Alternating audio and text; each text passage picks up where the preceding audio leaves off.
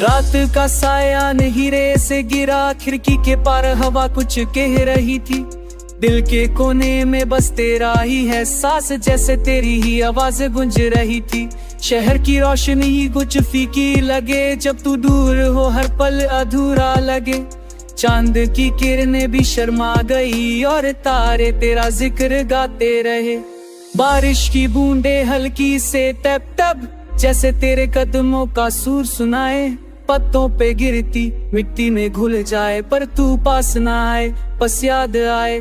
रास्ते मिटते गए पर दिल वहीं पे अटका, हर मोड़ पे तेरा साथ याद आया। सुबह का रंग भी अब फीका लगे, तेरे बिना हर लम्हा अधूरा सा था।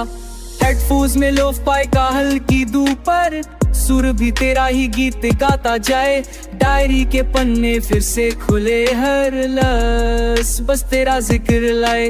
गली के कोने में खड़े हम, हर एक पल में तेरा साया साथ रहा। लोग हंसते रहे पर दिल सिर्फ तुझ पर अटका, नोटिफिकेशन में तेरा ही नाम ढूंढता रहा। शाम की चाय और तेरी बातें दिन भर की थक मिटा दे। पल दो पल का नहीं ये रिश्ता, मंजिल भी बस तेरा साथ मांगे।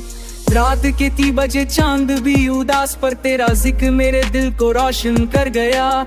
जिंदगी के हर फ्रेम में तू ही तू, मैं तेरा गीत तू मेरा सुर, हमारा प्यार सदा।